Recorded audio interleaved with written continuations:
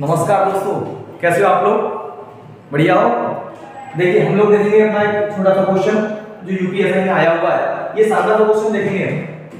उसने बोला है कि PQRS एक आयत है, PQRS एक आयत है जिसमें PQ बराबर 2QR है, एंड PQ का मध्य बिंदु है, एंड PQ का मध्य बिंदु है, और TN की PQ से कम दूरी √3QR है, MQT का मध्य बिंदु है, QMR कोण का माप क्या होगा? हमें QMR का माप ज्ञात करना है, मतलब हमें ये ज्ञात करना है QMR ये वाला कोण हमें निकालना है, ये वाला कोण हमें निकालना है। देखते हैं, हमसे बोला उसने कि PQ बराबर है 2QR के, बोला है तो हम बोलेंगे PQ बराबर है 2QR। हम बोल सकते हैं कि PQ और QR का जो रेशियो होगा वो 2:1 होगा। भाई बोल सकता हूं मैं? बोल सकता हूं ना यहां से? हाँ भाई बोल सकता हूं। तो उसने बोला है कि TN की PQ से जो कम दूरी है वो √3QR है। भाई दूसरी कंडीशन उसने बोला है कि जो TN की जो दूरी है वो कितनी है? वो PQ से √3QR।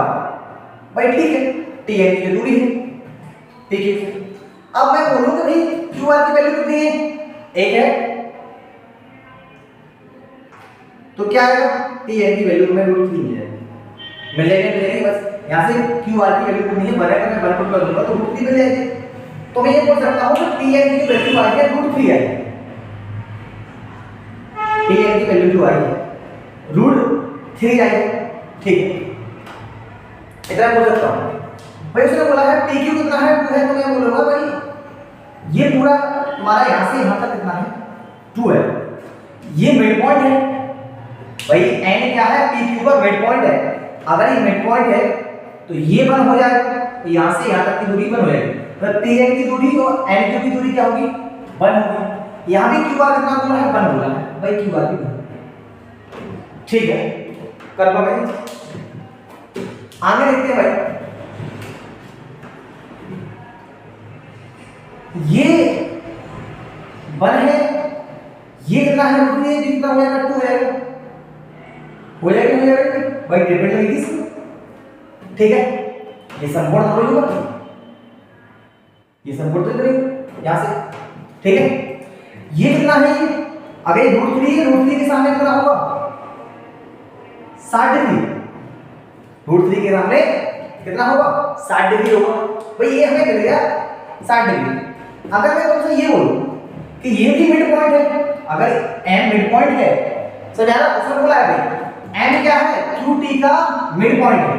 ये M बोला है M QT का मिड पॉइंट है, तो मतलब 1 ये होगा, 1 ही ये होगा कि नहीं होगा? कंफर्म है? समझ आया ना भाई? क्यों? क्योंकि M उसने बोला है कि मिड पॉइंट है, M मिड पॉइंट है, इसलिए ये वाले तो ये वाली बराबर होगी, ठीक है। अब हम बोले भाई ये आयत है, आयत का जो प्रत्येक कोण होता है, प्रत्येक एंगल होता है, कितने डिग्री का होता है? 90 डिग्री का होता है। तो ये एंगल भी कितने डिग्री का होगा? 90 डिग्री का होगा कि नहीं होगा? 90 डिग्री का एंगल होगा कि नहीं होगा? होगा भाई। अब ये पूरा जो एंगल अगर मैं बोलूंगा, पूरा एंगल कितने का हो जाएगा? ये हो जाएगा 150 डिग्री। बोलूंगा होगा नहीं होगा? अब ये वाली भुजा और ये वाली भुजा बराबर है कि नहीं है? बराबर है कि नहीं है? भाई है, तो 1 यहां है, 1 यहां है। ये ट्रायंगल आप देखेंगे, ट्रायंगल MQR का, ट्रायंगल MQR का। अब MQR में अगर ये कितना हो गया तुम्हारा? ये हो गया तुम्हारा 150 डिग्री, बचा कितना? 30 डिग्री बचा। अब ये दोनों बराबर है तो भाई एंगल भी क्या हो गया? आधा आधा हो गया। अगर ये बचा है, ये 150 है, तो तुम्हारा बचेगा 30 डिग्री। बचेगा कि बचेगा 30 डिग्री, तो इसका आधा क्या होगा? 15 डिग्री। ये भी 15 डिग्री का होगा और ये भी कितने का होगा? 15 डिग्री। तो आंसर क्या मिलेगा हमें? हमें मिलेगा आंसर 15 डिग्री। सही आया? कैसे किया है भाई? उसने सीधा बोला PQ RS एक आयत है, आयत का प्रत्येक कोण 90 डिग्री का होता है, आयत का प्रत्येक कोण कितने का होता है 90 डिग्री का। ये √3 के सामने कितना होता है 60 डिग्री। कितना आ गया 90 और 60 150 हो गया। भाई ये तुम्हारा आइसोसेलेस टाइप का बनना है, समबाहु त्रिभुज करना है, क्योंकि यहाँ एक भुजा 1 है, यहाँ भी 1 है, तो ये कोण भी क्या होंगे बराबर होंगे। भाई ये 150 डिग्री हो गया, ये 30 डिग्री, आधा आधा हो जाएगा, ये 15 हो जाएगा, ये 15 हो जाएगा, आंसर मिल जाएगा आपको आसानी से। सिंपल सा क्वेश्चन था, बस कॉन्सेप्ट नहीं बदल सकते।